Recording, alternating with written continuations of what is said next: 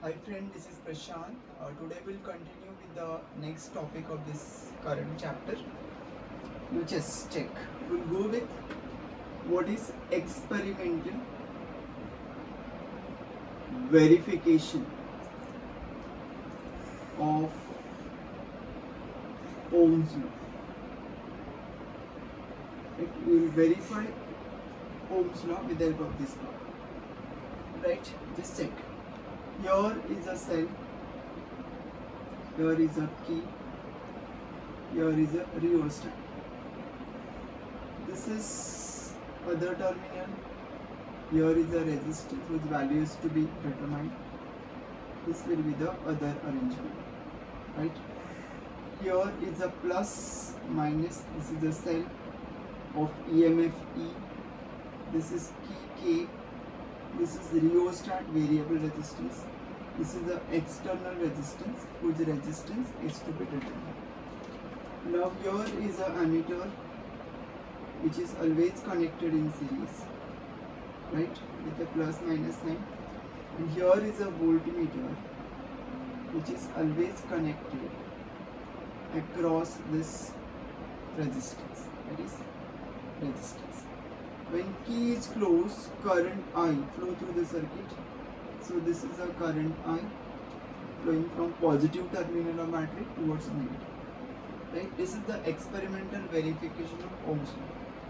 From this, what we can conclude, suppose I have a column. This is current I is in say ampere. Potential difference V is in say volt.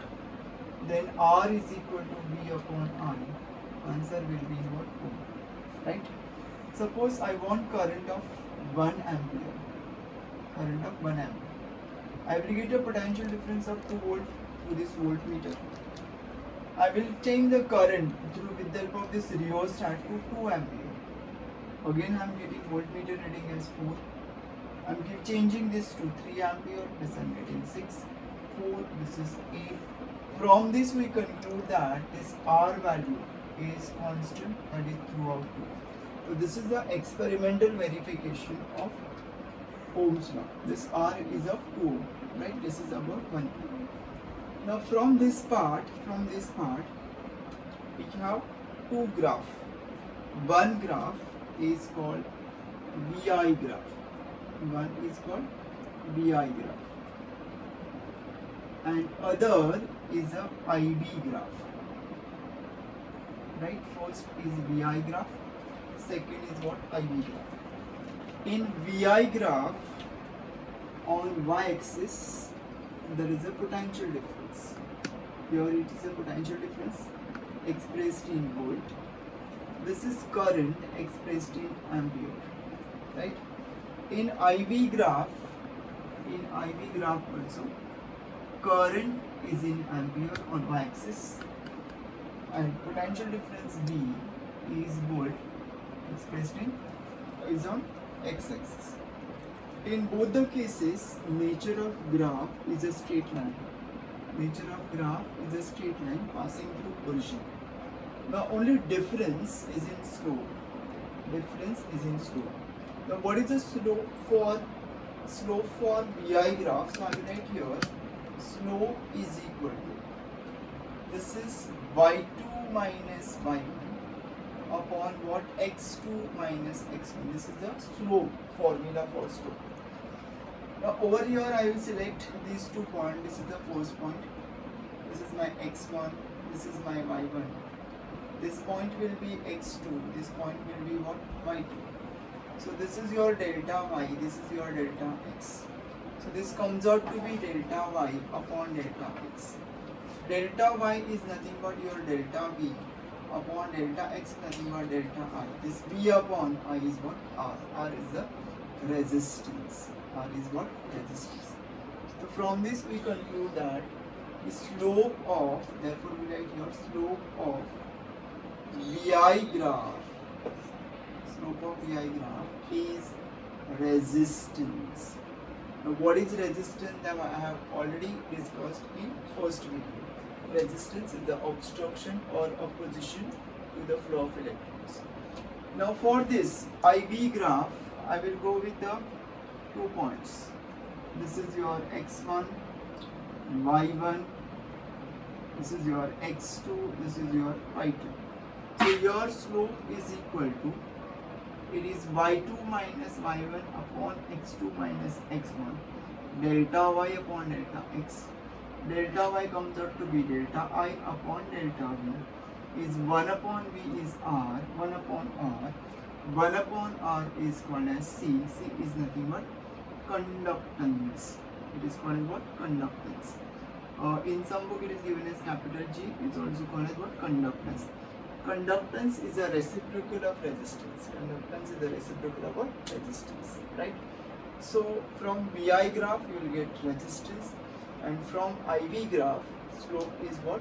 Conductance. So I will write here therefore slope of this IV graph is conductance. It is what? Conductance. Right? Okay. Now we'll go with the next part of this chapter, is distinguish between conductance and conductivity. We'll go with the distinguish between conductance and conductivity. Now just check. I will write here first of all what is conductance, and here I will write what is conductivity. Right? Conductance is the reciprocal of resistance. Reciprocal of resistance is called conductance. That is, conductance I will write G is equal to 1 upon R. Right? Conductivity is the reciprocal of resistivity. Is what? Reciprocal of resistivity. Conductivity is denoted by rho, sigma. Sorry, this is sigma, this is 1 upon rho. Right? This is the first point. Second point will be SI unit. SI unit will be 1 upon ohm. It is written as ohm raised to minus 1. This is 1 upon ohm meter, which is ohm meter raised to minus 1. Right? Ohm raised to minus 1, meter raised to minus 1. That is conductivity. Now, conductance is not a characteristic property. This is not a characteristic property. But this is characteristic property of substance. Now, how will you define conductance? It is a measure of ease with which current flows through a conductor. It is measure of what? Ease with which, how smoothly current flows through a given conductor is called as conductance. And here it is the ability of conductor to conduct electricity. It is the ability of conductor to conduct electricity is called as conductivity. Right? So this is characteristic property of substance which is independent of length and area, but this conductance definitely depend upon length and area. Right? Now we'll go with the next part of this chapter. Now what is the next part? Next part says what are superconductors, right? What are, next part will be what are superconductors. Now over here, superconductors are the substances whose electrical resistance becomes zero. These are the materials whose electrical conductivity is very high. So since your R is equal to 0, there is no heat loss. So there is no heat loss, the power transmission becomes economical, right? Scientist Kamerlingh Onnes studied superconductivity in case of mercury. He studied superconductivity in case of mercury. He found that this mercury becomes superconductors at about absolute zero temperature. Exactly at around 4.2 Kelvin, it becomes superconductors. For that, he plotted a graph of resistance, right, against temperature. Temperature is expressed in Kelvin. You know that R is directly proportional to T. If you decrease the temperature, resistance will also decrease. And it is observed that the nature of graph was like this. And suddenly at one point, it becomes zero. The temperature at which resistance suddenly becomes zero is called as critical temperature. Tc is called as what? Critical temperature. So this critical temperature was 4.2 Kelvin or approximately minus 269 degrees Celsius. At such low temperature, the thermal vibrations are stopped. Thermal vibrations are not stopped, they are ceased. So they will not offer any obstruction, right? That is a superconductors. But is it really possible? So first of all, it is difficult to obtain and maintain absolute zero temperature. It is difficult to obtain and maintain absolute zero temperature. This is only hypothetical concept, right? Acha, if you obtain superconductivity, suppose you obtain that temperature and maintain also, then how will you impose malleability and ductility property? So malleable ductility properties will be vanished at such a low temperature. So you cannot use as a wire form, as a rod form, as a plate form, right? Therefore, you cannot use these superconductors in practical life, right? It is in pulp form, right? That is about the superconductor. So scientists, research is going on. They are trying relatively at high temperature, but then also there is a problem of malleability and ductility properties, right? Now we'll go with one topic important, right? What do you mean by potential, and what is the difference between potential and potential difference? Now potential definition says it is the amount of work done. It is the amount of work done to bring a charge from infinity to a point. It is the amount of work done. So potential is the amount of work done to bring a unit positive test charge from infinity to a point. From infinity to a point, right? That is the amount of work done to bring a charge, unit positive charge, test charge from infinity to a point. So can I write here potential is equal to work done upon charge? Okay. Now what is the difference between potential difference? So potential difference is nothing but it is the amount of work done, right? Again it is a work done to bring a unit positive test charge from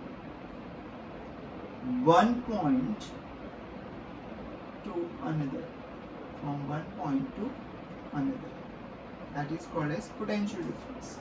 So potential difference, say I am writing VAB is the potential difference between point A and B, which is equal to VA minus VB, assuming potential at A is higher, potential at B is lower. So this is WAB upon charge. Again, SI unit for both of them will be same. It will be joule per coulomb, which is called as volt, capital V. It is joule per coulomb called as volt, which is capital V. So potential is denoted by capital V, potential difference also denoted by capital V. Unit दोनों का unit is same, that is volt. Right? Joule per coulomb, that is volt. Both are scalar quantity. Both are what? Scalar quantity. Now what is the concept of cell? How the cell work? Right? For that, we have an arrangement like say you have a body, right? This is the another body. This is uncharged body. This is uncharged body. This is positively charged body, right? When the body is positively charged, it has a deficiency of electron. It is deficient of electrons. And when you have an uncharged body and it is connected with the help of this metallic wire, there is always flow of electron from uncharged body, because uncharged body contains free electrons. The electrons will be moved from uncharged body to positively charged body. This is the motion of electron. It is from uncharged body to positively charged body. Again, next we will go with a new structure. This is the negatively charged body. This is negatively charged body, and this is connected to this uncharged body. Uncharged. Now this is negatively charged body, means it has excess of electrons. Those excess of electron will move from, this is the flow of electrons from negatively charged body to positively charged body. Now if I arrange these two together, what will happen? This is a positively charged body which has a deficit of electrons, and this is your negatively charged body which has excess of electron. They are attached with the help of one wire. Then there is a continuous flow of electrons from negatively charged body to a positively charged body, right? If we arrange something, this kind of arrangement, then that is called, and if there is a continuous flow of electron, that is a concept behind the cell. There is a concept behind the cell. So what exactly the cell is? In cell, you have two electrodes. In a cell, you have two electrodes, right? Now this is one cell which has two electrodes. This is one electrode, this is another electrode, right? The electrode over here which is positively charged is called anode, and the other is called as what? Cathode. So this is your anode which is positively charged, and cathode is negatively charged. So cathode is negatively charged, means it has excess of electrons. Anode is positively charged, means it has deficiency of electrons. The body which is negatively charged is at lower potential, and the body which is at positively charged is at higher potential. So we are arranging, and this is an electrolyte. In this electrolyte, there is a continuous flow of cations and anions between two electrodes, right? And if I connect this to external circuit with the help of some bulb, there is a continuous flow of electrons from negatively charged body, that is cathode, to positively charged anode through that wire, and therefore there is a continuous flow of current from positively charged body, that is from anode to cathode. This current is called conventional current. This current is called as what? Conventional current. That is the working for a cell. So what the cell is doing? Cell is nothing but, source of energy. Cell is nothing but what? Source of energy, right? How will you define that part? That term is called E, that is called EMF.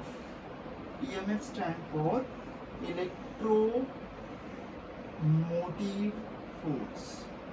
So what is the EMF stand for? Electromotive force. That means it is the amount of energy, it is the energy supplied in a battery, that is called as cell. What is the M? It's just source of energy, energy supplier, right? That's it for this video. We'll do the remaining part next week.